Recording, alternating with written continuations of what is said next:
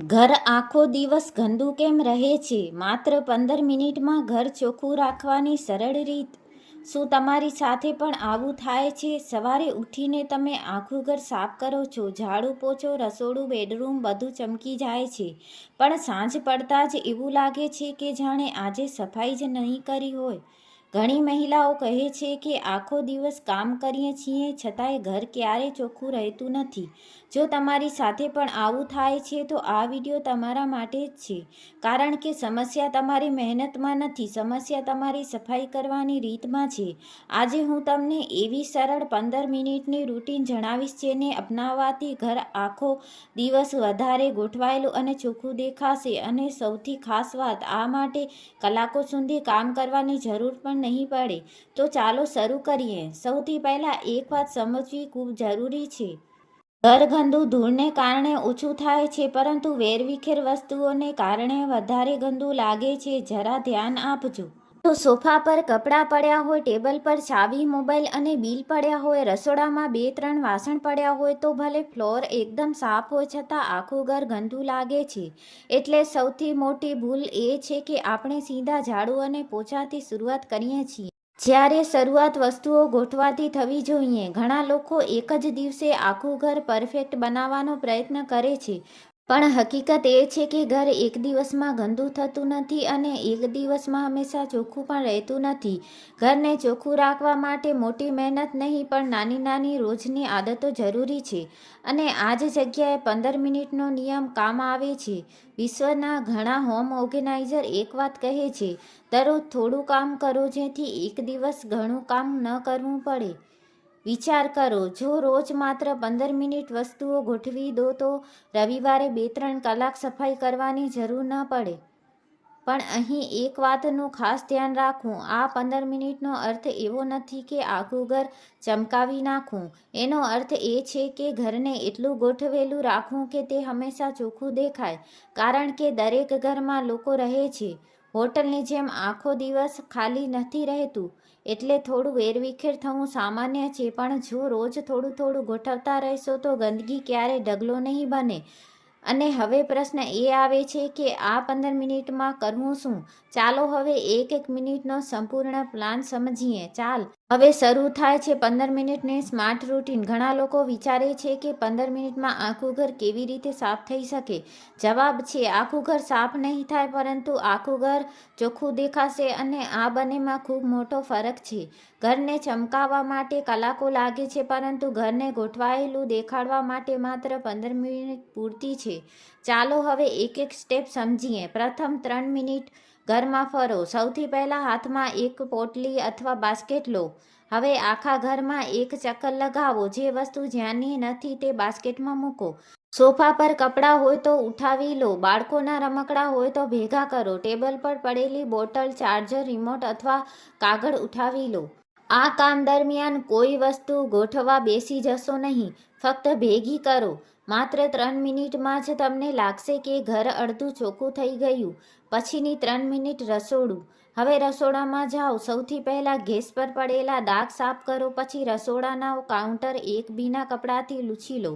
સિંકમાં જો થોડા વાસણ હોય તો પાણીથી ધોઈ દો અથવા ગોઠવી દો.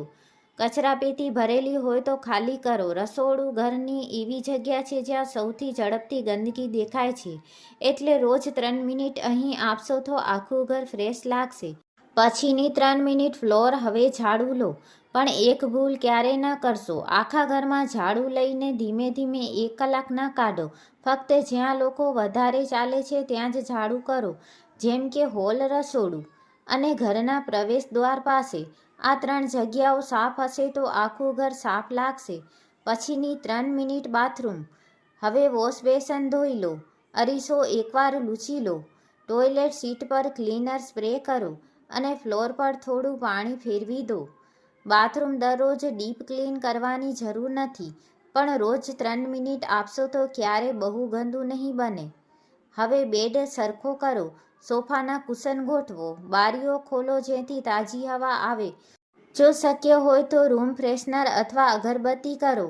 આ નાની નાની બાબતો ઘરને વધુ સ્વચ્છ અને સુંદર અનુભવ કરાવે છે. અને હવે તમે જોશો કે માત્ર 15 મિનિટમાં આખા ઘરનો લુક જ બદલાઈ ગયો છે. પણ હજુ એક પ્રશ્ન બાકી છે. ઘણા લોકો રોજ સફાઈ કરે છે છતાં તેમનું ઘર ફરી ગંદુ કેમ થઈ જાય છે? તેની પાછળ કેટલીક એવી ભૂલો જવાબદાર છે જે લગભગ દરેક ઘરમાં થાય છે. હવે જાણો, રોજ સફાઈ કરવા છતાં ઘર ફરી ગંદુ કેમ થઈ જાય છે. ઘણી વખત સમસ્યા સફાઈની નથી હોતી પરંતુ આપણી આદતોની હોય છે. ચાલો એવી 5 સામાન્ય ભૂલો વિશે જાણીએ જે લગભગ દરેક ઘરમાં થાય છે. ભૂલ નંબર 1, એકસાથે આખું ઘર સાફ કરવાનો પ્રયાસ. ઘણી મહિલાઓ વિચારે છે કે આજે આખું ઘર ચમકાવી જ દેવું છે. પછી 3-4 કલાક કામ કર્યા પછી થાકી જાય છે. બીજા દિવસે આરામ કરે છે. ત્રીજા દિવસે ફરી ઘર ગંદુ થઈ જાય છે. આ ચક્ર ક્યારેય પૂરું થતું નથી. તેના બદલે રોજ થોડું થોડું કામ કરશો તો શરીર પણ નહીં થાકે અને ઘર પણ ગંદુ નહીં થાય. ભૂલ નંબર 2, દરેક વસ્તુ પોતાની જગ્યાએ ન મૂકવી. ઘરમાં ગંદકીનું સૌથી મોટું કારણ ધૂળ નથી પણ પછી મૂકી દઈશ વાળી આદત છે. પાણી પીધા પછી બોટલ ટેબલ પર, કપડાં ખુરશી પર, ચાર્જર બેડ પર, રિમોટ જ્યાં ત્યાં. આ નાની આદતો થોડા દિવસમાં આખું ઘર વેરવિખેર બનાવી દે છે. એક નિયમ બનાવો, જે વસ્તુ હાથમાં લો, કામ પૂરું થાય એટલે તરત જ તેની જગ્યાએ મૂકી દો. આ એક આદત તમારા અડધાથી વધુ કામને ઓછું કરી દેશે. ભૂલ નંબર 3, દરેક રૂમમાં એકસાથે કામ કરવું.